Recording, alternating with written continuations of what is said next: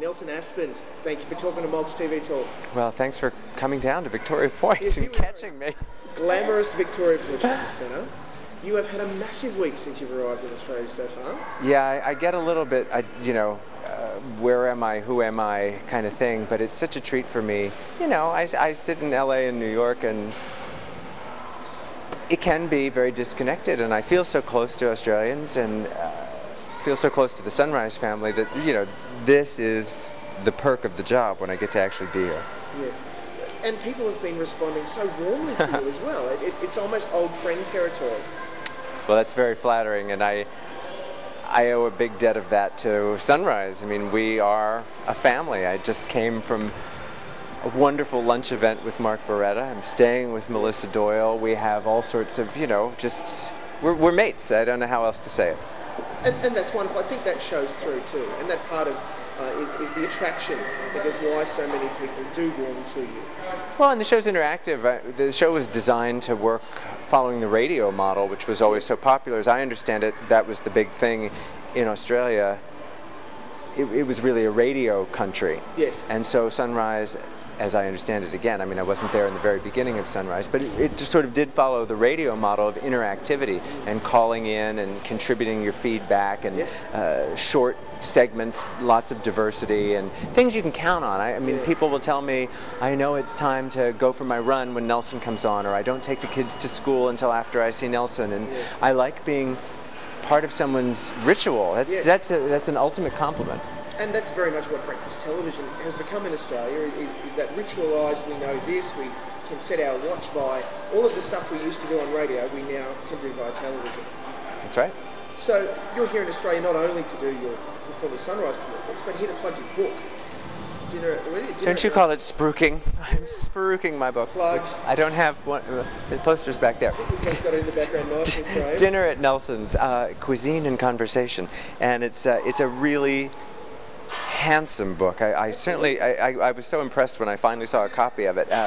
They just produced it so beautifully. I'm so proud to have it on anybody's shelf. And I think it's a pretty eclectic mix of cuisine and conversation. I wanted to make it a virtual dinner party for the reader. These are the meals I make, and these are the folks I have over. So there's some famous names in there, but I think some of the most interesting conversations are with the makeup artists, the personal trainers, the athletes, the lawyers, the veterinarians, to the stars. Yes. So you're getting that angle of insight you won't get anywhere else. Look, I had a flick through it before, and look, it is a spectacular looking book, full of, exactly as you said, conversation. The food looks wonderful. Let's call that for what it is.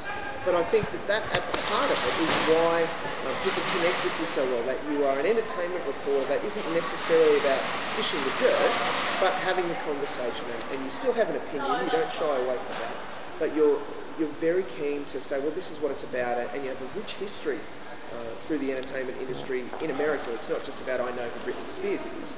You've got a deep connection with Hollywood, considering that you started as a performer at age 8. Right. Well, I grew up in the business, as you said, and I celebrate the business. I don't set out to denigrate it, and I don't understand why so many people want to. I mean, there's always been a taste for tabloid talk, and there are outlets for that, so you're welcome to it. That's not what I do. No. And that's obvious. We're not going to tune into Sunrise and see Nelson. Well, I wouldn't be here 40 years later if I were doing that. These are my friends, neighbors, and colleagues. And that's wonderful. It's certainly a joy. I know in our household that as soon as Nelson comes on, my 3 about to turn. Silence. Be quiet. Nelson's on. Mummy Nelson. Oh, that's sweet. Oh no, it's wonderful. So as an entertainment reporter, as someone that has a number of contacts within the industry in Hollywood, how do you cultivate them beyond just being their friend and knowing people in the right circles? These are professional colleagues. As you have friends at work, these are work friends. These are work relationships. It's really about relationships. Yes. And I've been doing this a lot of years, and I've been doing a lot of different outlets. I've been a casting director, I've been a writer, I've been a producer, I've been an actor, a reporter. So I'm a safe zone. They know, the stars and their representatives know they'll get a fair deal. I'll report the news, but I'll do it fairly. Yes. I'm not out to hurt anybody. I couldn't put my head on the pillow at night if I were thinking I ruined someone's day. I would never want to do that. I was picked on as a kid. I don't know if that would surprise anybody, but I mean, I was bullied relentlessly for years. And I know what it's like to go to bed just miserable.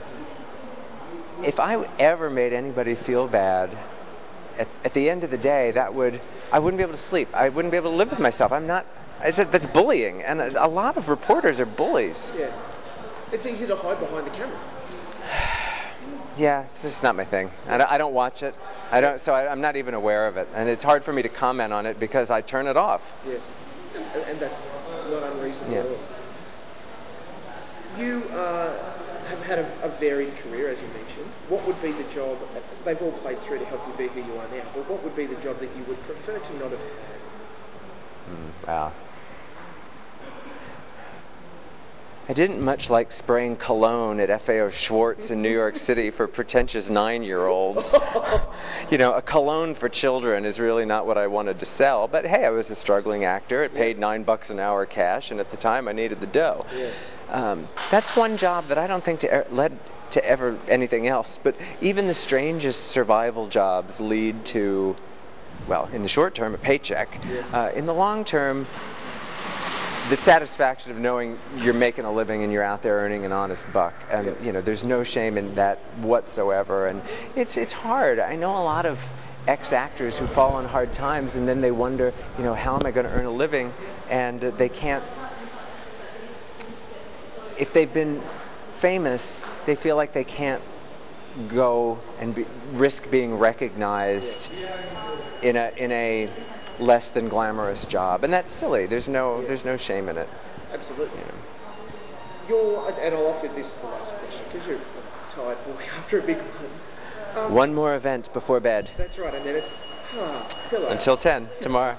No sunrise tomorrow. Sorry, Andrew and Sam. That's right. Well, we can't have you. 2011 has started off as a big year for you already. Do you have big plans for the rest of it? What's coming for us? Well, the book is a big deal for me. Yes. And it's now available in Australia and New Zealand. Then we got to launch it in Europe, and then we launch it in America. Wow. So it really will take up the year with that. And I'm working on producing a film. And so, yeah, I've never done that before. I don't know why I took this on, but I'm producing a movie. And looking at some possibilities about maybe shooting it in Australia, just because it gives me another excuse to be here. The tax incentives are great, and I have a certain Aussie superstar that would be fantastic in the lead who's expressed some interest, so knock on wood. Well, that would be great. Certainly. Wouldn't that be awesome? Absolutely. Our film industry would love to have another film made here, without question. Nelson Aspen, thank you so much for being very generous with your time. You are always very generous with your tweets. I love that you follow me on Twitter, and I love your website. It's a terrific insight, and I always enjoy it. It's thoughtful and fair, and you know, I appreciate that. One journalist to another would appreciate it. Nelson Aspen. Thank you, buddy. Welcome to Australia. Appreciate it.